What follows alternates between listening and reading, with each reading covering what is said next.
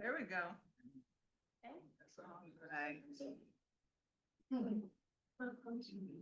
Oh, got some folks right here. Perfect.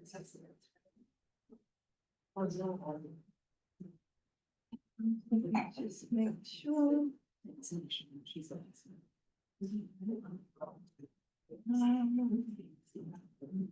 Oh, yes. Right. Hello, everyone, and welcome to the Stowe Center for Literary Activism. I'm Kat White. I'm the Director of Historic Collections and Public Programs here, where we seek to encourage social justice and literary activism by exploring the life and legacy of Harriet Beecher Stowe and all who advocate hope and freedom then and now. I mean, think deeply about the life and legacy of Stowe here. We think about who she was as a writer and a person, who her contemporaries were that her work was interacting with and responding to. And we think about why all this matters to us today. So it's with these questions in mind that we put together this Who is Harriet series to explore the past as we understand it today. And I'm very pleased to have with us this evening Dr. Tess Chakkalakal.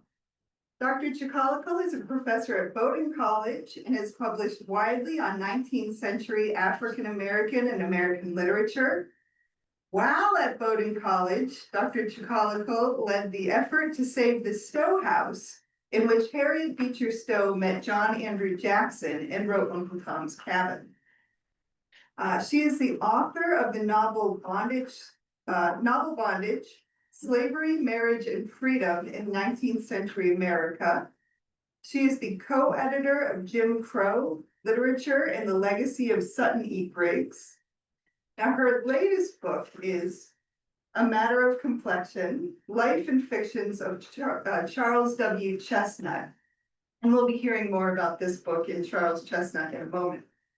I also want to thank Riverbend Books, who's here selling copies of this book. For folks who attend this program, as a thank you, we are able to offer the book at a discount for $15 plus some tax. In addition to all of that, Dr. Chakkalakal is at work with her co-host Brock Clark on season 2 of their award-winning podcast series, Dead Writers, and a new edition of Charles's journals forthcoming from Oxford University Press. And we are privileged to have Dr. Chakkalakal serve on our board of trustees here at the Stowe Center. Dr. Chakkalakal, I'm going to just take one moment. I'm getting a little bit of a feedback here, so. Okay. And I'm wondering whether the microphone is on. It's on. It's on. All right. Is it? Doing a little bit of a test. That sounds better here. Anna, can we just check the chat? And if someone on Zoom will give me a feedback that the sound is okay on Zoom. I'm sure they would say if it was not. So, thank you for being here in person. Thank you for being here on Zoom. And with that, thank you, Dr. Chakkalakal, for being here with us. Thank you.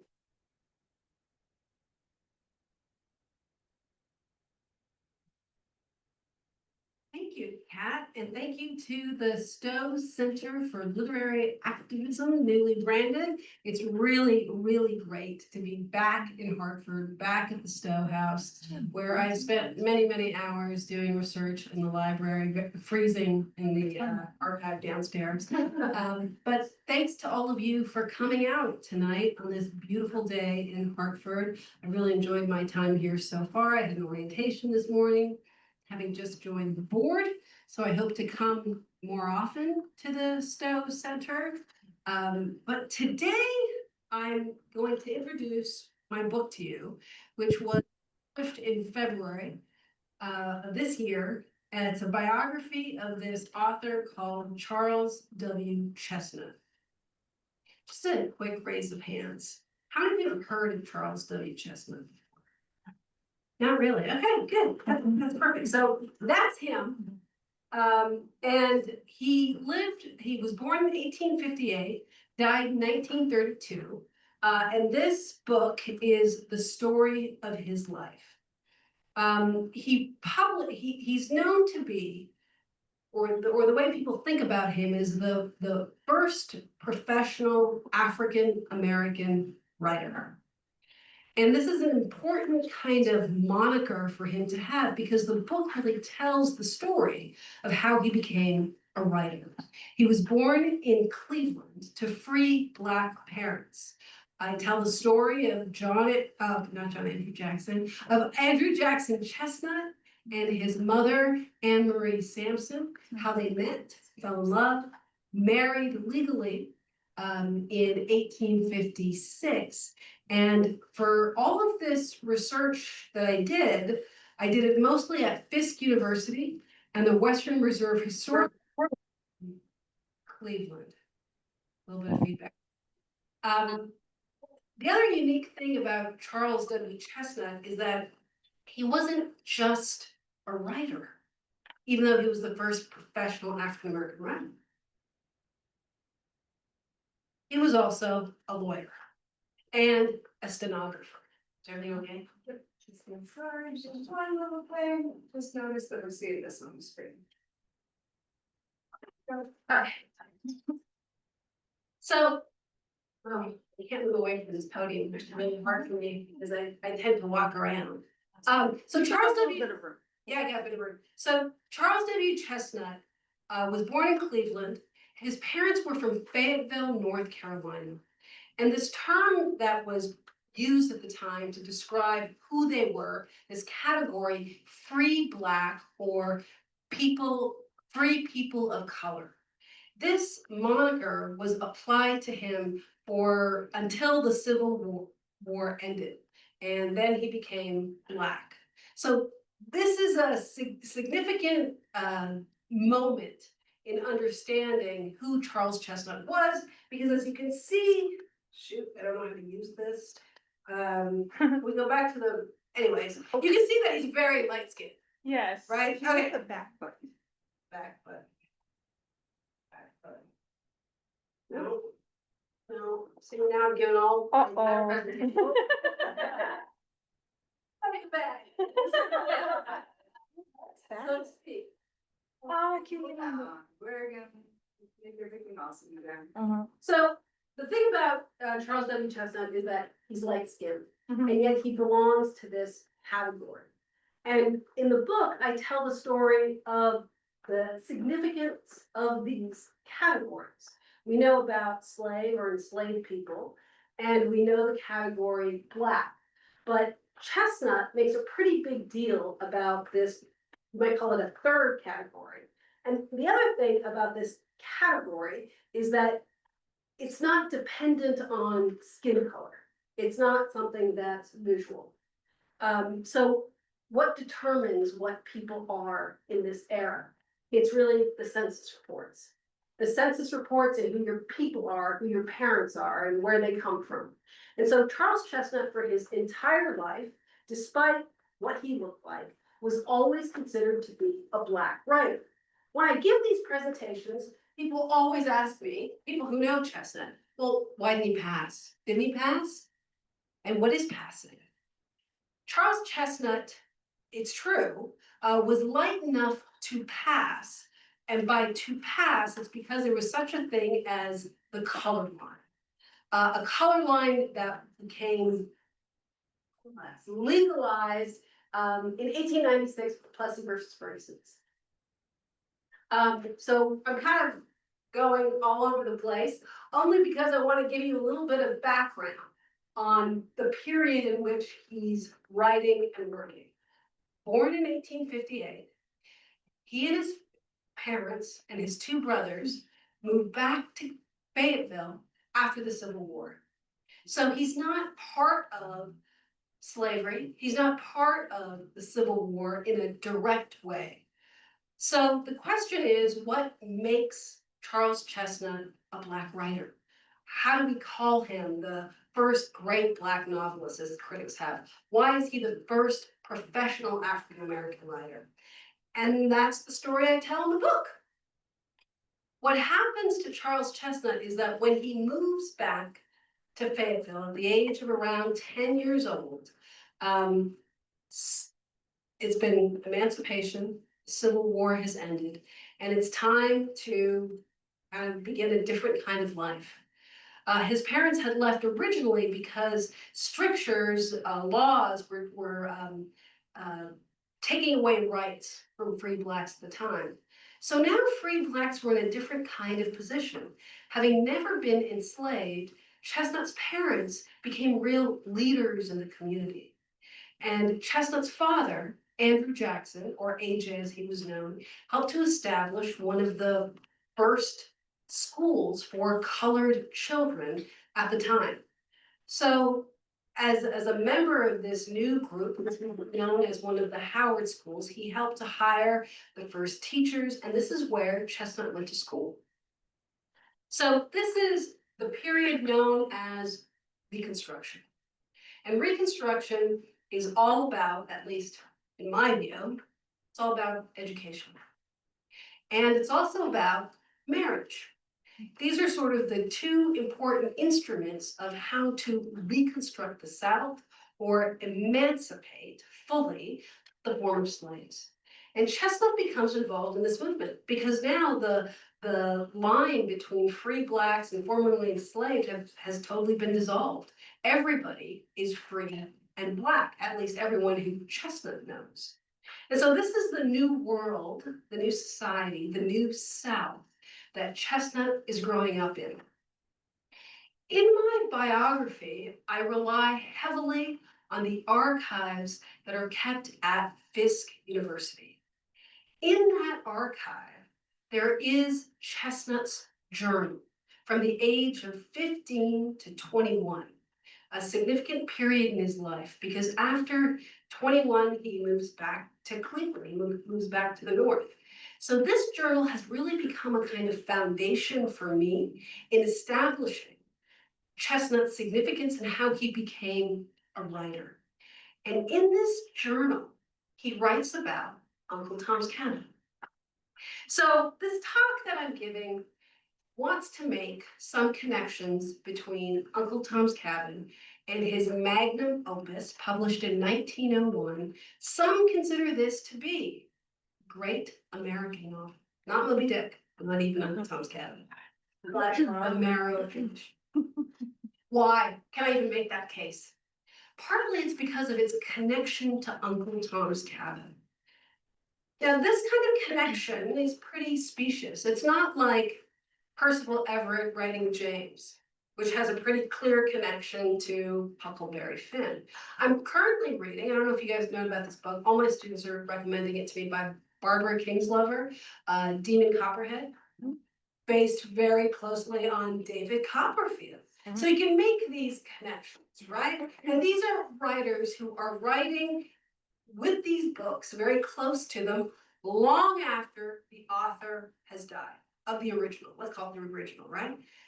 Chestnut writes his novel, The Marrow of Tradition, in 1901. It's published. I'm going to tell you a little bit about the book soon. Stowe dies in 1896, which is also the year of Plessy versus Ferguson.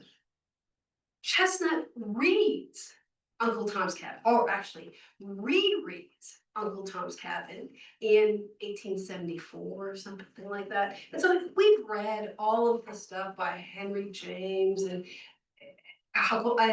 Mark Twain. Uncle Tom's Cabin is everywhere, right? So everybody's reading Uncle Tom's Cabin. How might Chestnut's reading of Uncle Tom's Cabin differ from these other readings of Uncle Tom's Cabin?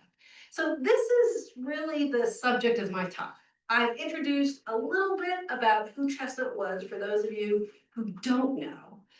I want to tell you a little bit about the Marrow of Tradition, and I want to talk a little bit about what Uncle Tom's Cabin has to do with any of this. So in order to do this, I thought I would just read a little bit of my book. And then go from there. So in my book in chapter. I have my glasses. I just got these. In a chapter called Stories of the Color Line, I talk a little bit about what Chestnut is doing with Uncle Tom's Cabin, at least according to the archive. Chestnut had been a huge fan of Uncle Tom's Cabin.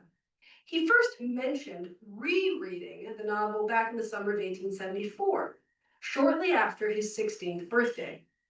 But his first encounter with Stowe's novel was much earlier. It was one of the first books he remembered reading.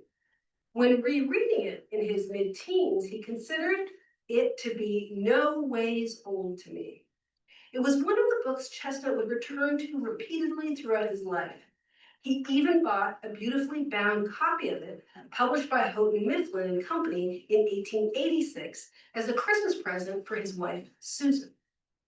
But he never mentioned any of Stowe's other stories. In 1896, Stowe dies, and he's reading Annie Fields' tribute to Stowe about their first encounter in Europe, and of her long literary career must have been one of the reasons Chestnut decided to send his own stories to the Atlantic a few months after returning from Europe. So I actually mentioned Stowe about 15 times in the book. We look at the index. And I'm thinking about why Stowe is important to Chestnut. And we think about this with a lot of Black writers from the period and up to, let's say, James Baldwin. We can even take it as far as Mary Brown. But people don't talk a lot about the connections between Stowe and Chestnut necessarily, because he's not explicit about this, at least according to the criticism. So that's something to kind of think about. Why not? Given how important it was to him, according to the archives. So the Marrow of Tradition, I'm going to do a little flip here and tell you a little bit about the Marrow of Tradition. So this is a novel that I tell the story of its publication and its writing. It's the third book that he publishes.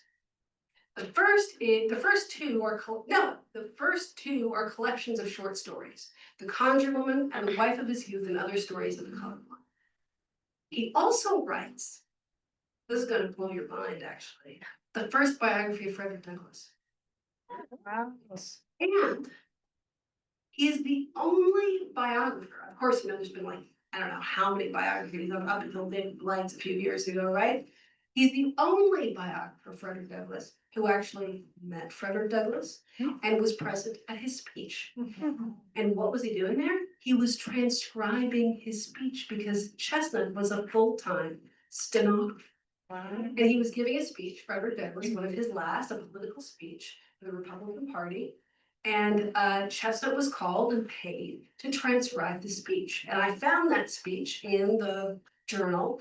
And it's actually an amazing speech, very different from what we're used to, like what to the slaves, the 4th of July. It's not an abolitionist speech. It's a hardcore political campaign speech. So it's a very different kind of speech. And the other thing that Chestnut does, and what Chestnut becomes known for, is writing dialect. Black dialect. And Chestnut's way of writing dialect is very different from his contemporaries, including Harriet Beecher Stowe. But also in the period, of course, there's Mark Twain, there's Joel Chandler Harris, all writing a kind of Black dialect. Chestnut, because he was a stenographer, listening to voices all the time and could write in shorthand. He studied Pitman shorthand. He wanted to create a form of transcribing Black vernacular exactly as it was spoken. So one of the benefits, but also difficulties of reading Charles Chestnut's fiction is that there's a lot of vernacular.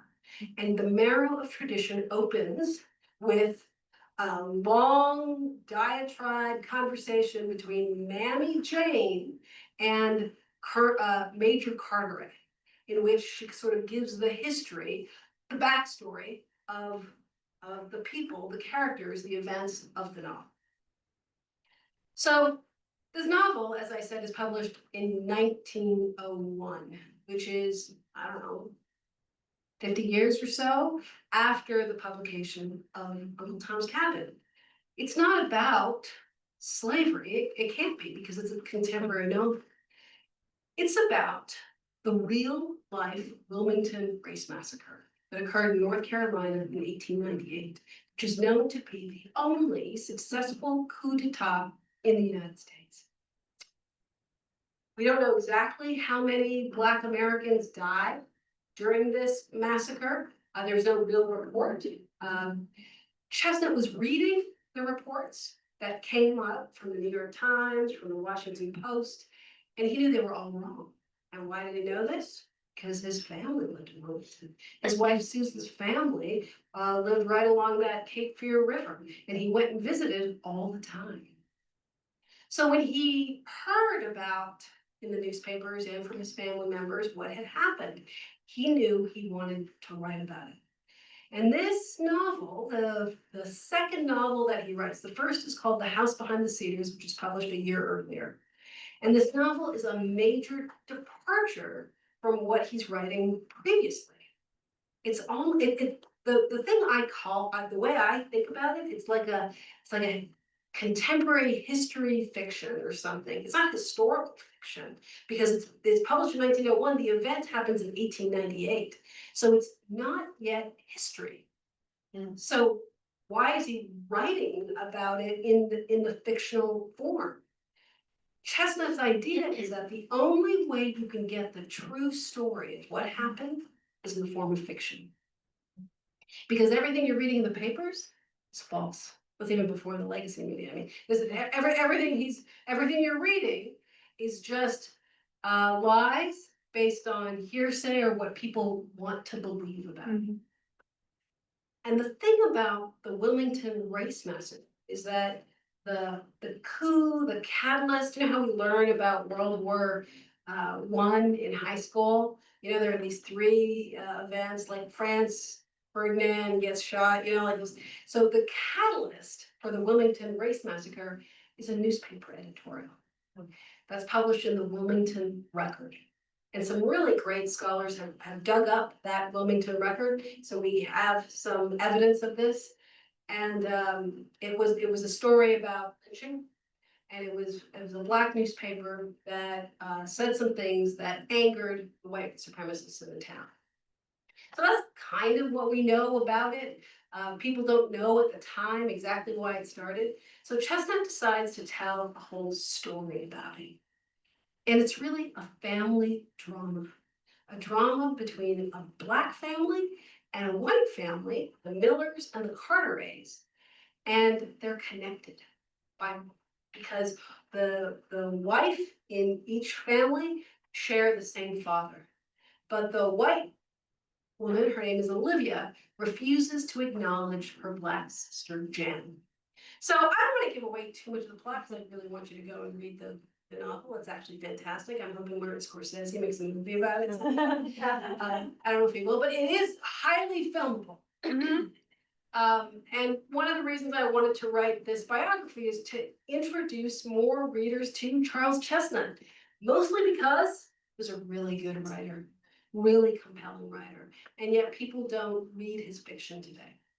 So this novel is a family drama, and it's written in 1901, and it's based on a real event.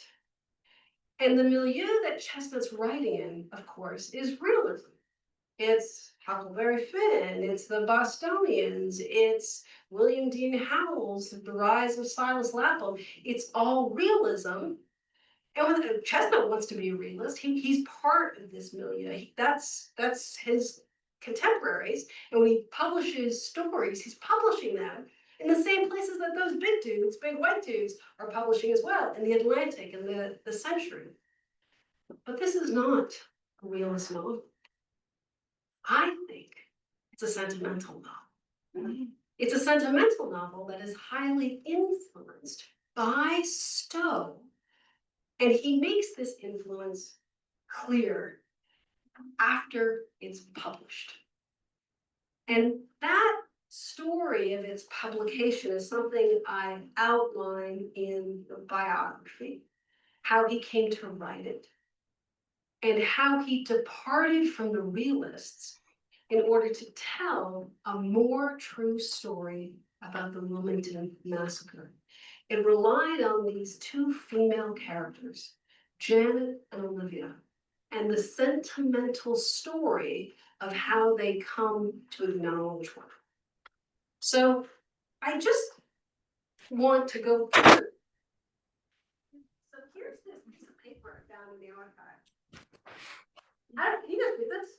I can barely read it, but there's a lot of this kind of stuff in Chesnutt's archive. He would first write things out and then type it out. This has never been published, though many of his writings, his essays and speeches have been collected and published. And in fact, a big editorial team of which I'm part is bringing out the complete Charles Chestnutt multi-volume works. All of his stuff is supposed to be published in it. But this is not going to get published in it, I assure you, because it's one of those things that's incomplete. You know, he just kind of stuck it in some papers. But I found it in the archive, and it's his typical, like he goes over it. I'll just kind of read it. The realm of art is almost the only territory in which the mind is free, and of all the arts, that of creative fiction is the freest. Painting, sculpture, music, poetry, the stage are all more or less hampered by convention. Even jazz has been tamed and harnessed, and there are rules for writing free verse. The man with the pen in the field of fiction is the only freelance with the whole world to tilt, act within the very wide limits of the present day conception of decay, after it said. He can write what he pleases. Decency, yeah. What'd you say? Conception of decency. Decency. He can write what he pleases. I see no possible reason why a colored writer should not have the same freedom. We want no color line in literature. This is sort of typical of Chesnutt's philosophy of literature. So he's writing this theory of literature, not for anyone in particular. It's never going to be published. It's kind of reminding himself why he's doing what he's doing. Point two, it depends on how and what he writes about them. A true picture of life would include the good, the bad, and the indifferent. Most people of whatever group belong in the third class and are therefore not interesting subjects of fiction. Next to being free, art should be true to life. Circle. A writer who made all Negroes bad and all white people good, or vice versa, would not be a true artist and could justly be. Should I never read that one? Did I read it? Yeah. Cat? I said justly be. I knew this before. I can't read that. So then there's this whole part that justly be something. So then there's this whole part that's crossed out. The whites are not all agrees, nor the Negroes all Uncle Toms. And then he kind of goes on. So that's it? Yes? What year was this written? Because he mentions jazz. Yes, I know. There's no date to it. There's no date to it. I just found it kind of like stuck in the papers. It's undated. And so it's in this folder called undated. The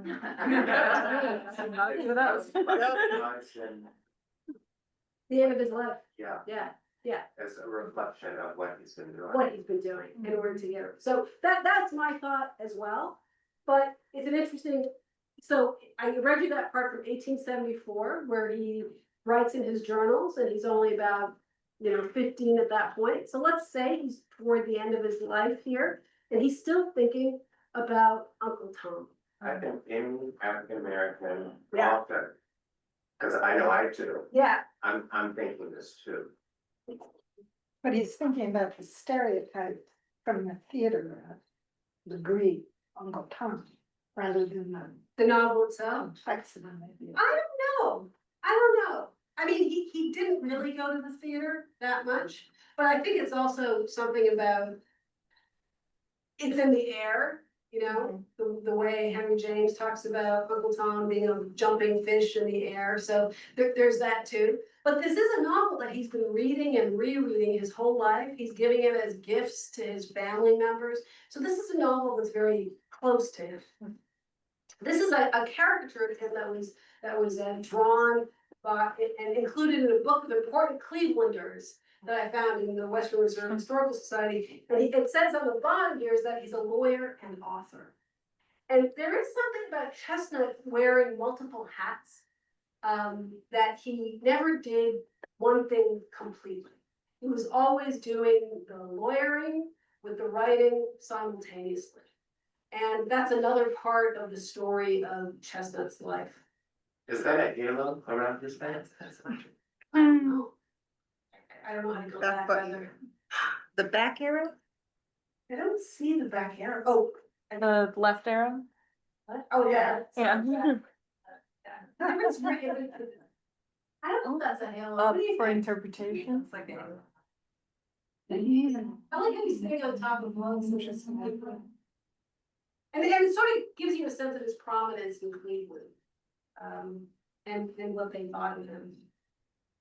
So this is the original. Anna made some really nice bookmarks. That's the original cover, and most people have seen this, the first edition.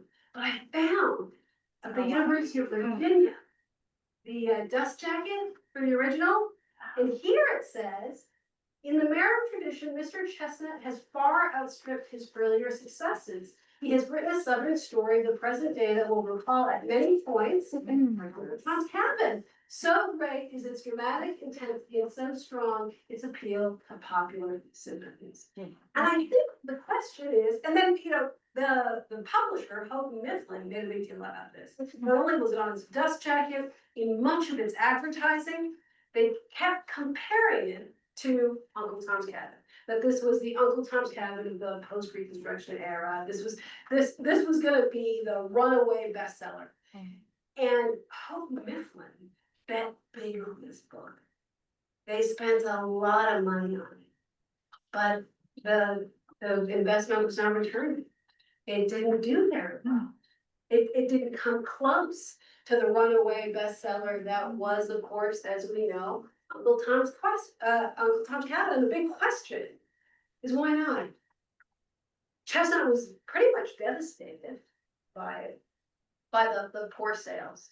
And so I give a few conjectures in the biography that I'm not gonna tell you now. So you can read it in the book, about why that might have been. Why, now this is been for some of us, a pretty divisive issue in Chestnut studies. I'm not gonna mention any names. But there's this critic, an editor of Chestnut's work, who basically said it's because it's a bad novel. People didn't want to read it.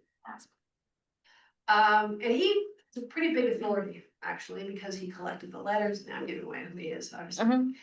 You know, he did a lot of work on Chestnut, and he basically said, you know, it wasn't a very good book. The other thing is that there's this important critic who some of us have heard of and read, William Dean Howells, who wrote a review of it and called it a bitter, bitter book. And felt that it had strayed so far from the tenets of realism, which William Dean Howells was the Dean of American Literature, and he was the big proponent of realism. And he had been, at one time, Chestnut's greatest advocate. But when he wrote The Marrow of Tradition, he kind of parted ways with him. He didn't want to have anything to do with him. Because the form of this fiction was something Howells said did not meet the new conventions of what American literature should be, according to him. So that could be another reason. Some critics have debunked that theory too. And a very good critic named Sydney, I can't remember her last name. She wrote a very good article about this, about Howells's, it's gonna come to me, Howells's not dismissal of the novel and what that meant.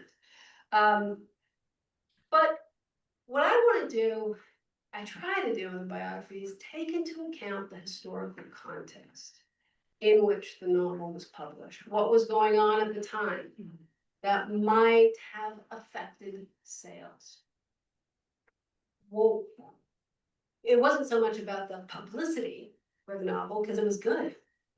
His publicist actually a lot more than my publicist for my book, but so it did get reviewed quite a bit, and they really put it out there and tried to push it.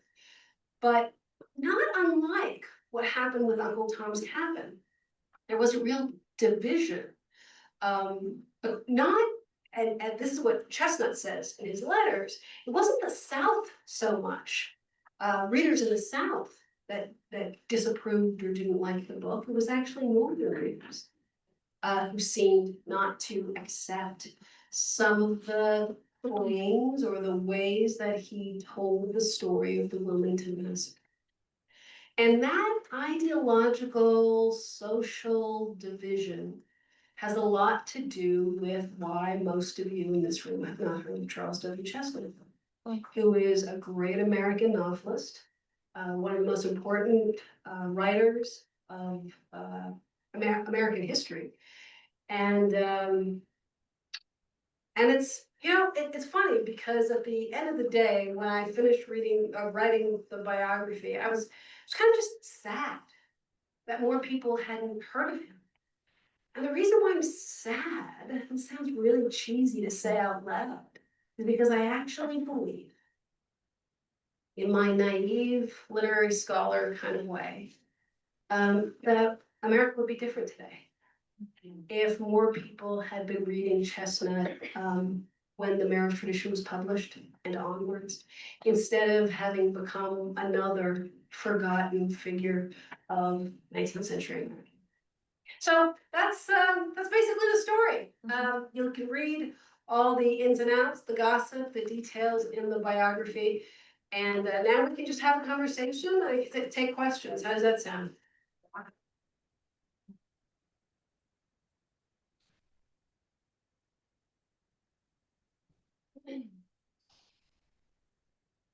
Did he write additional novels after this? He wrote one. It's called The Colonel's Dream. Was that also a failure or? I tend not to use the word failure in the book, but it's not popular. Not. Yeah. I mean, in other words, do you think that this book like affected his later, all his later? Yeah. He did write quite a bit more, but he couldn't get anyone to publish it. Houghton Mifflin, after this, dropped him as, because he was their first Black author, and they had invested a lot in him. They really believed in him, and when he didn't come through, they gave up on him. And he had a very good editor who moved from Houghton Mifflin to Doubleday, Page and Company, a guy named Walter Hines Page. Oh, I've heard of him. And you heard of him because of English history. Right, Because he became ambassador. He was ambassador to London. That's right. And he was from North Carolina. And he was very important to Chestnutt's career. And so he started his own firm, and he took on Chestnutt's last published novel, The Colonel's Dream. And then shortly after that, he went to England, where he died. Karen? I think about the what ifs a lot, frustrating what ifs, and also exhilarating what ifs. Kat brought me an article about illustrations of Black children during the 19th century. And it pointed out at least 3 artists that did a beautiful job of illustrating human, beautiful children. And those artists just never took with the public. Instead, those stereotypes were much more popular. And the question the scholar asked is, what if? What if those beautiful human ones that were the most popular? And when you just said that about what would have happened if this book had been as popular as it should have been. Yeah, I mean, at the same time, I will say, as Chestnutt says, the final line, which I make all my students memorize, so I better get it right. There's time enough but none to spare. Mm. And so there's still time. Yeah. You can still read Chestnut. And maybe it will take, maybe it'll have an effect. I mean, What would people find if they read Chestnut now that you wish that people had taken and understood them? that the categories are mistakes. The epigraph to the biography is one of my favorite lines that I found from Chestnut. He delivers it in 1928, so very close to his death. Distinctions of color are unduly emphasized in the United States. And he was really against racial categories. They shouldn't exist. They existed for slavery. They don't serve a purpose. 1896, Plessy versus Ferguson reinscribes them and makes them real, and there's no turning back. So he worked his whole life to rail against them. And I mean, there's a controversy there about how when people become so committed to those categories, it becomes very difficult then to get rid of them. So that I think people would be surprised by that political commitment that Chestnut made so much a part of all of his work. And yes, sorry, I'm bad at this. I can't see. What does the African American press have to say about this book? That's And did W.B. Du Bois, he did a review of it? Okay. not of the Marrow of Tradition. He read it, and he was a very good friends with both Booker T. Washington and W.B. Du Bois. So there are lots of letters between the two of them. Chestnut does publish a short story in the Crisis in the 20s, but and they did celebrate him. One of his greatest advocates is T. Thomas Fortune. And Booker T. Washington also very much liked his work, but Chestnut really did not want to publish his work in the press. He wanted it to be mainstream. But in terms of reviews of his work, what was? Very positive, very positive. Yeah. Yep, Laura? I have two questions, but I'll ask one first. I noticed he, and I'm sure you had a reason for it, didn't mention some of the other novels at this exact moment by like Contending Forces, which has a huge lynching plot. Iola Leroy. Contending Forces also has that whole pre-war horror story. Do you see Chestnut in a totally different category? No, not at all. No, because there is different readers. I don't, there is also a lynching plot in the Marrow of Tradition. Indeed. Yeah. But somebody asked me this question not too long ago. Who are the Black authors that Chestnut's reading? He doesn't mention it. If he does mention any in his early journals, Harper, Hopkins. no. The only one he mentions is Paul Laurence Dunbar, who he celebrates. But he doesn't mention any of those other Women. women. You have another question? Yeah. The other question is, could you play out for us a little more this, how you see, what you think he learned from Stowe in the plot with it? I mean, I'm sitting here trying to think. And many people here may know Uncle Tom's Cabin pretty well. Yes. And there's a lot of stuff he doesn't do any of the direct address. He doesn't do, I mean, I think of a lot of things he doesn't do. Tell us more about what you think he's using from her. I mean, this is the why it's not like James or Demon Copperhead, where it's not really close. What I think he's doing is it's really the female plots. It's his representation of the women, the wives, and how they intervene in this whole political drama. That at the end of the novel, I didn't want to give it away, Laura, but at the end of the novel, it all comes down to the women. And people die, and there are children who die, And it's up to the women to say or tell the men what to do. And I think that that family drama is something that is really important with, remember at the beginning of the novel with the Shelbys, Miss Shelby telling her husband what to do and how to be a good wife and what it means to be a good wife. And so these plots, the way the female characters kind of operate in that novel, I think are really reminiscent, and it's the sentimental plot that is a kind of thread throughout the Marrow of Tradition, which is parallel to the realist plot that has everything to do with the newspaper. And sorry, just to add to that, is the sentimental aspect of it also grabbing your heart as you're reading it? Yeah. Yeah, and that is something you see in Chestnutt's other fictions too. That you have to kind of, in order to get over or end the race problem, solve the race problem, you have to follow your heart. Sorry, you had a question, Casey? Yeah, I was interested to hear more about if there was any, in the archive from Chesnutt responding to any of the critics. I guess Yes. yeah, Yeah, I'd they're be all his interested to letters. hear that. Yeah, they're all in his letters. And he takes to task Howells, who he says is wrong about it. And there are a lot of misunderstandings around the characters that he's trying to kind of correct when he's talking to people. He sends a copy of the Marrow of Tradition to Booker T. Washington, for instance. He sends a copy to Theodore Roosevelt. Doesn't get back to him. But Booker T. Washington does. And he says he loved it. It's the best thing he's written. So there are those people. And what Chestnut sees is that people really love the novel. Like he knows that he's talking to. He can't figure out why people aren't reading it. What's getting in the way?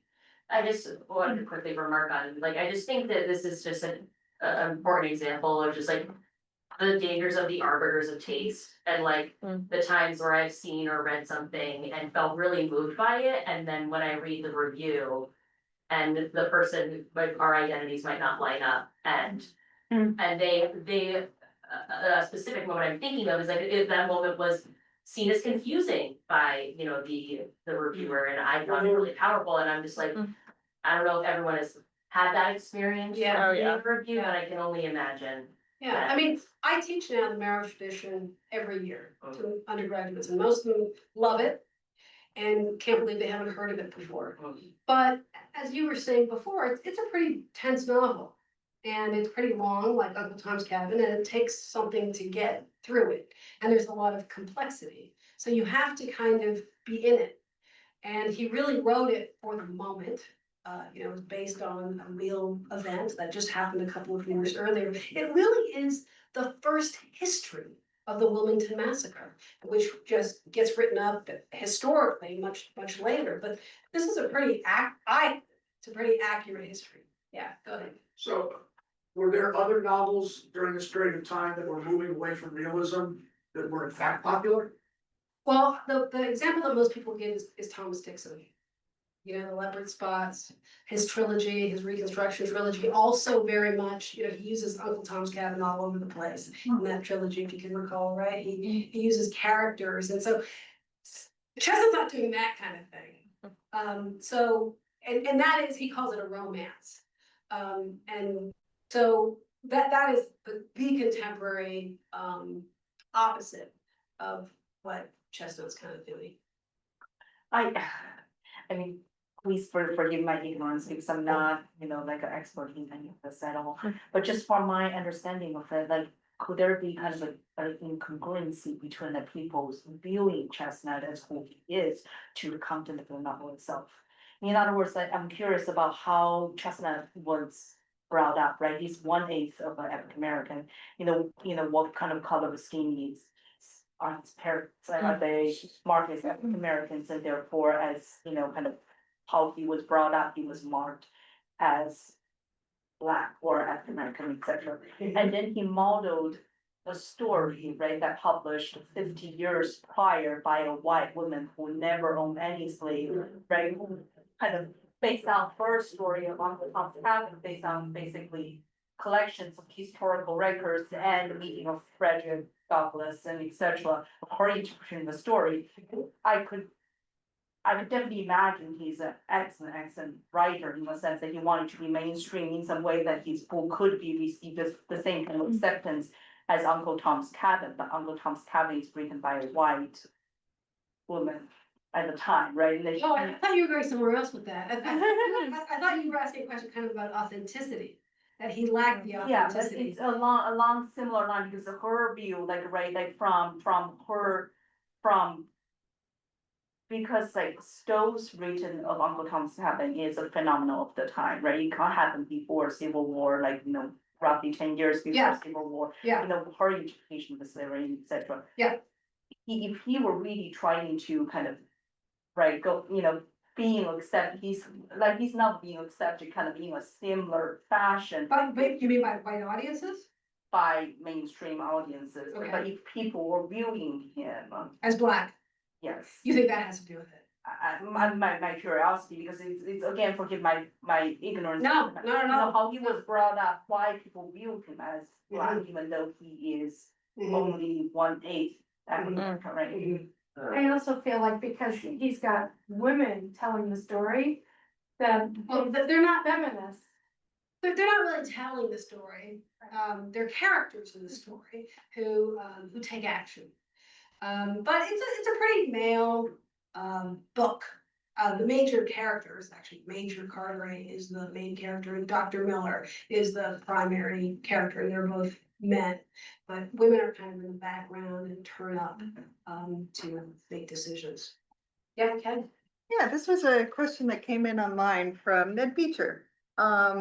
So he says, he just asks, in what ways do you mean that the US might be different if the Marrow of Tradition had been more widely read? Is there any way you could imagine it being different?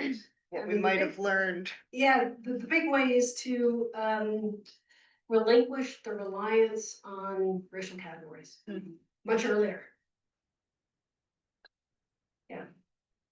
I know that this is gonna sound kooky, but coming on with the conversation that someone in the front, I can't see. The way that Charles Chestnutt looks, I have people in my family who look like that, so they say ebony to alabaster. Could it possibly be, and this sounds kooky, that white people felt a sense of betrayal that he was writing about this because he looked white? Do they know what he's looking? Yeah. I mean, I'm sure that. I mean, that sense of betrayal is certainly there in Howells's review. That he can't believe the way that Chestnut has written the white characters. Yeah, go ahead. Did you want to add something? Oh, you finished. So it could be partially about Something that. in terms of not only the story itself, Yeah. but also the plot line and the characters in it, that might have just. They rejected it for that reason. But how do African Americans view him? Would they see him as a betrayal as well, in a sense? I didn't hear. I mean, how do the African American population view him, right? Would they view him also as a betrayal somehow, in a sense of how he written? Well, I think the press, not to interject, but I think what we learned is that the press from black papers and black critics was positive. Yeah. Maybe here.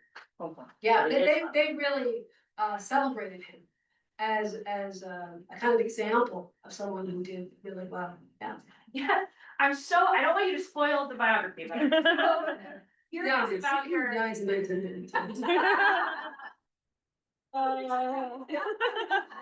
But I'm so curious about your conjecture about the political context and the moment that it's published.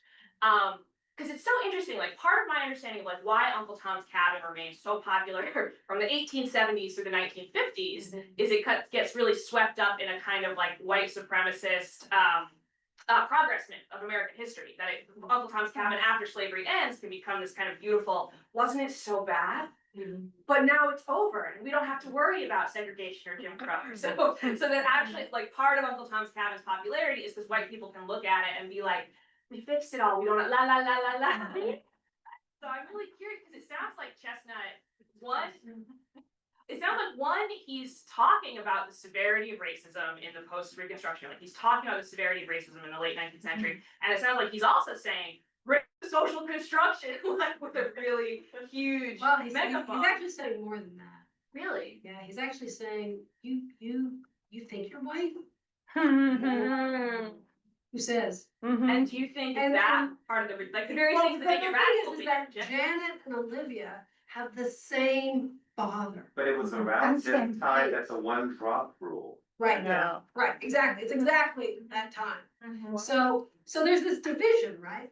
And Chestnut is saying this division is a complete fabrication. Not only that, it's going to kill you, white people. Like, you think you're on top with this color line, but actually, your child was about to die. And I'm giving away the ending. And there's only one doctor who can save them. And he's the black doctor.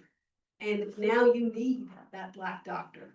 So there's a kind of urgency to ending this color line, to ending segregation in 1901. And people don't want to.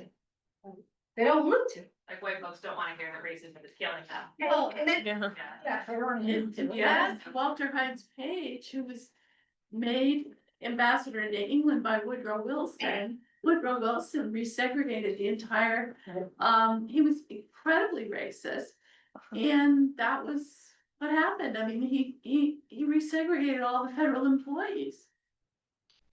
And, Under a great deal of political pressure. I mean, that was the move. no, but that's what Wilson really thought, is he was from the South, so he, he wasn't a racial, it was something that was happening, because that was part of Plessy, and it was like a return to post-Reconstruction, was a return to, in some sense, the racial segregation, the bad stuff. So the atmosphere was restrictive for this, and then maybe that was that. Although 1901, I don't know, but it was coming back to being more segregated, even then You in the mentioned late 19th century. education and also marriage, but there's also the franchise.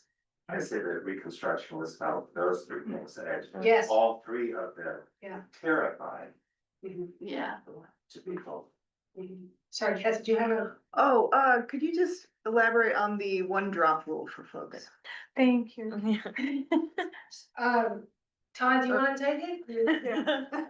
Oh, no, Professor, please. It was the Plessy versus Ferguson case, 1896, determined, you have, the Homer Plessy was as light as Chestnut was, and he took a train that was segregated through Louisiana. And these trains were marked colored and white, and he sat in the white section, even though he had only one drop or 1/8, as you said before, of black blood. All of this language is something I like to avoid if I really want to talk about it, but there it is. And so that was, if you just do a quick Google search on Plessy versus Ferguson, you'll find all that language laid bare. There was such fear. 100% of black. around slavery where people were identified Any percent of blackness you have means you're not white, and that was essentially the law. You have to have some way of just making sure that no one's gonna slip by. And before the one drop rule, there were percentages down to slivers where you could still be considered a white person. And then the rule went, I think Virginia was the first state to come up with the one drop rule. If you have one drop, not like a great grandparent who is black or Native American, if you have one drop, you are automatically black. Right. And so Chestnut looks at both sides of this. And it wasn't just the whites who were policing the color line. He also looks at, in his other fictions, the blue veins. Right. Black people who were also very much committed to the color line, light-skinned blacks and colorism and caste. And so he's looking at it from both sides. And so this is another layer of complexity in Chestnut's fiction. Go ahead. I wanted to know, did Chestnut and Dunbar, was there any communication? No, Did they zero. ever meet? They- Dunbar also wrote in Black Letter. That's right. Yeah, they had a great deal in common, also both from Ohio. Dunbar was a descendant of former slaves, however, but they never met. They almost shared a stage together with Du Bois in Atlanta. They were supposed to both give readings, but Dunbar had a very short life. And their paths never really crossed, but they had very similar kind of literary commitments. I do write about the two of them in a kind of academic essay, but Chestnut and Dunbar were both committed to writing in mainstream presses. And this common commitment kind of put them in a different category from other African-American writers at the time, like Harper and Hopkins, who were writing primarily for Black publications. Yeah. I just, from, based on everyone's like discussion, like I'm giving you a total education in a sense, it sounds like this book is like completely written ahead of its time, it sounds like, because ending slavery is one thing, but being equal is completely another. Yeah. Right, and so he is talking about how, that just because you have a lighter skin doesn't mean you're better than the person who has a darker skin. Right. And he has to tell people on both sides of the color line that. Or I'm still thinking about why people didn't like the book. And I really like this idea that it was too soon after this very upsetting event. People don't want to think about it. The other thing I'm wondering is most of the book, which I just reread actually, is actually white guys. And it's kind of who do you think you are writing a book where most of the characters are Black is too early. Are white. Yeah. And most of our time is spent reading what they say and think and feel. His two earlier books, which are wonderful, in my the short stories or the yes, house the behind short the scenes? stories. Okay. But they are the goop, the Goofer Grape, Grapevine. the conjure stories, and the stories of the color line are about people who are Black, and they come out of his experience. And the first book is very, folk tales and give us that local color that you know so well. I'm wondering if there isn't some of this. He's not the person we want to hear from on this. Putting all these, just putting it out. And does it go back to this earlier question that it's because he's a Black writer and he should know his place? Is it? There are some Black writers, it takes a while for Black writers who write books in which all the characters are white. Chestnut's doing that all the time. But how do they go? Not so well. Not so well. Whereas the ones that seem to be from, the right side, the right racial side. Well, this is the thing that he says repeatedly, there should be no color line in literature. right, well, And that's why you can't confine yourself to, Toni Morrison says the same thing. Yeah. So this is a thing that. And it is and Paul Laurence Dunbar is also writing what people now call white life novels, where all the characters are white, the main characters are all white. Why not? I think it's because people talk about cultural appropriation or something like that. They didn't use that term back then. Kat? Do you see any writers that have come since him or that are currently writing that would be like Percival Everett. Percival Everett. American fiction and erasure. So this is what he's on about, really. James is kind of a different beast, I think, but definitely Percival Everett, his wife, Danzy Senna, is doing a kind of interesting thing along these lines. Who else? There are some, maybe Thomas Chatterton Williams, who writes creative nonfiction. He kind of does this type of thing where he wants to dissolve this color line in literature. So I think it is definitely present. But I think Percival Everett is probably, and his popularity today I think is a pretty hopeful sign. Yeah. Yes. Out of curiosity, does Chestnut write at all about the Kingdom Comes Cabin? No, nobody's reading that. Cool. Yes, Todd? I'm wondering if there's any, 50 years ago when I was in high school, I read a book called When You Had Wilson by Mark Twain. Did that book in any way inform this? Is there any connection that you could identify between Whitney Wilson and the Marrow of Tradition? I bet I could. Not right now, but it's definitely there. And he is reading a lot of Twain. I talked about, he's the only Black writer who attends Twain's 70th birthday party. So Twain is the man in this period. Where was Twain's birthday party here? Like across the. Del Monte, Oh. in New York City. It was quite the affair, really cool. So I have pictures in there too. Yes, Kat. So we got one more similar question online from John Morrow. Thank you. So thank you so much for this talk. I'm curious whether you know or can speak to contemporary authors who may be aware of Chestnut and consciously writing in relation to his work. John Edgar Wideman. John Edgar Wideman is a very important scholar of Chestnut's work. Before he became a novelist, he was a teacher at the University of Pennsylvania and has written very good articles on Chestnut. And though his fiction is very different, it is not that different. And I think that his work and insights, critical insights into Chestnut are reflected in his fiction. We probably have time for one more question. Yes. I'm just curious about, you mentioned about he wrote the biography of Frederick Douglass.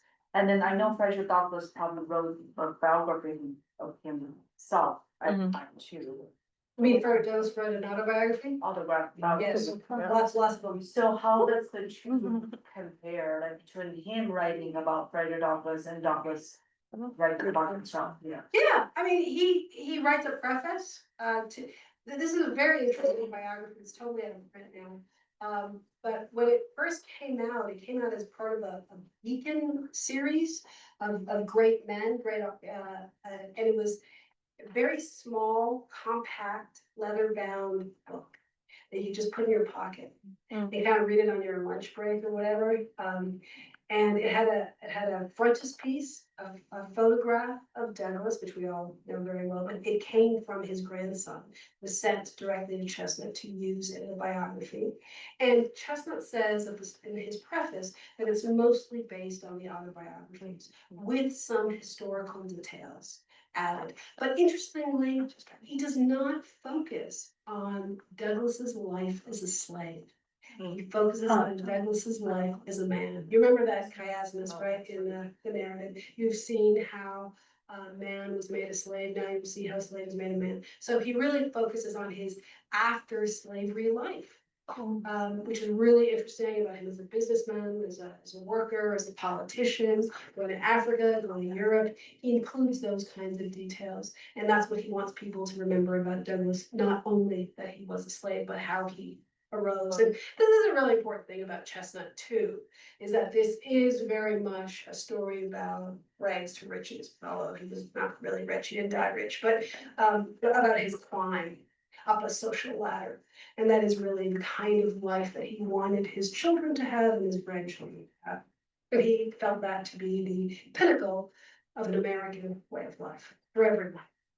You've been so great. Thank you so much.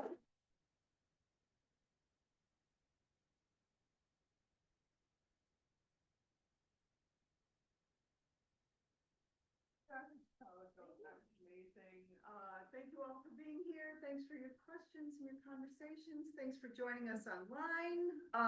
As we've said, I think Riverbend's still able to sell some of this wonderful book. So I hope if you haven't bought your copy, you definitely will. I also want to thank Anna, my colleague. She designed the bookmarks after the first edition of the Charles Chestnutt's Marrow of Tradition. Yeah. They're very cool, so be sure to grab one of those. They really are stunning. Please come by again for a tour. We have more in this series. We have a lawn party coming up. We have some online programming.